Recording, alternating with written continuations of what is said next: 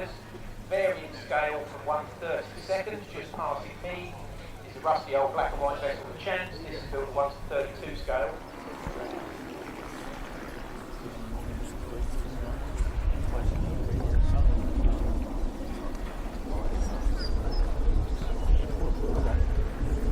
Through the war, never for one moment could we forget that everything happening elsewhere, on land and sea or in the air, depended ultimately on its outcome, and amid all other cares we viewed its changing fortunes day by day with hope or apprehension. The words of Winston Churchill after the Second World War. We join our convoy 5 days out of Newfoundland and heading slowly towards the port of Italy from any quarter.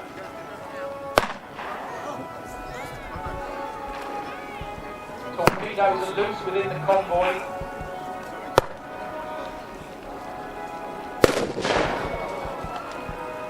Ammunition has gone up on one. Second ship, distracted by the smoke, ran into a small island.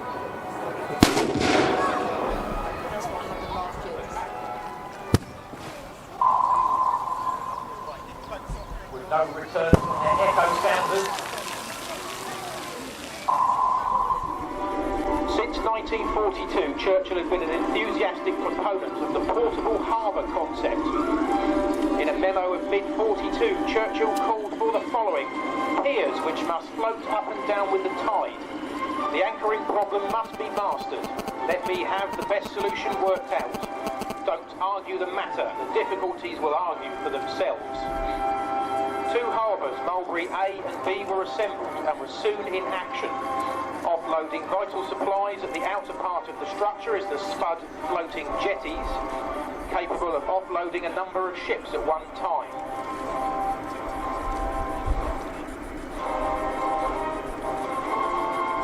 The roadway, or whale, provides the route from deep water to the shore, supported by beetles, concrete or steel barges, keeping everything afloat. The tug you can see by the bridge is a tin tug. These were used extensively in the construction of the Mulberries, operating very close on occasions to the bridges. As I say, the tin tugs were sectional tugs built in bits, very simple construction. They could be built by engineering firms, then shipped by road to small shipbuilding yards where they could be welded together. Over 173 were built. This is one of the last surviving ones. This one was still serving in Portsmouth Harbour up to 1973. She wasn't this colour then, she was black and buff, traditional black and buff colour, and I think she'd been converted to diesel by then, but she'd done long and sterling service. Protecting the landing craft, you will see a motor torpedo boat. This is the Vosper Thornycroft 73-foot motor torpedo boat. She might just show her your legs. Her legs. She won't show you your legs. There's a little strain, but she will show you her legs if you ask her nicely. Let's see what the motor torpedo boat can do. The 73-foot Vosper motor torpedo boat came into service from 1973 onward. No, start again. 1943 onwards.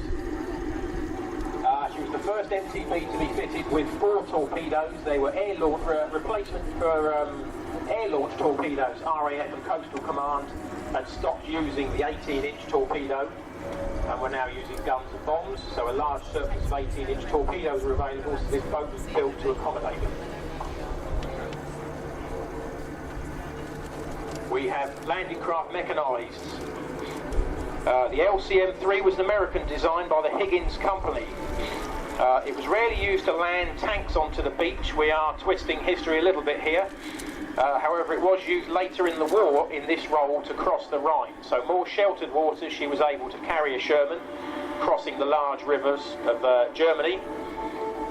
Usually at D-Day landings they would have landed troops and small armoured vehicles rather than tanks, but for the sake of today's display we'll be running with the tanks. On the 11th of June, Adolf Hitler issued a no retreat to his forces order. They had no choice but to hold their ground, and in holding their ground in Normandy over the next 2 months they were to be destroyed by massive Allied firepower in a repeated series of attacks.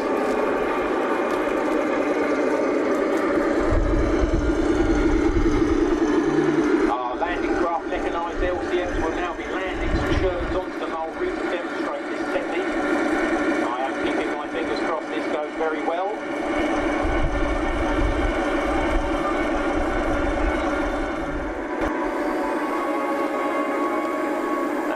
first landing craft comes against the mulberry, the door comes down.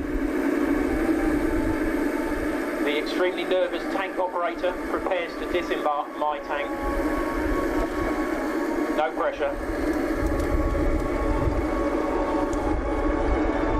What we normally do is keep the throttles on the landing craft, as we've learnt from bitter experience that when the tank makes contact with the ground, the tank tracks push the landing craft away and the tank drops into the hole in the middle. Successfully deployed number one.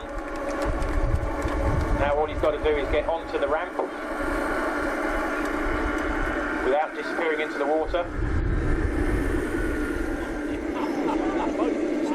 And the second landing craft is actually planning to land in Berlin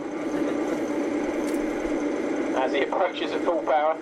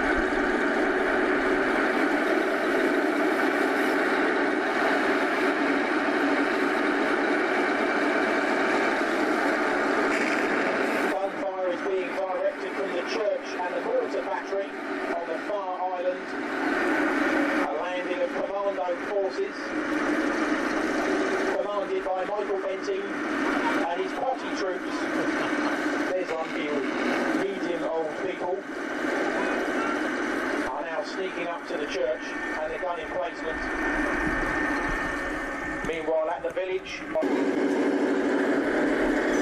Now, if the members can join me in the orange gazebo for a post display notice breakdown, I'll be on home under the table.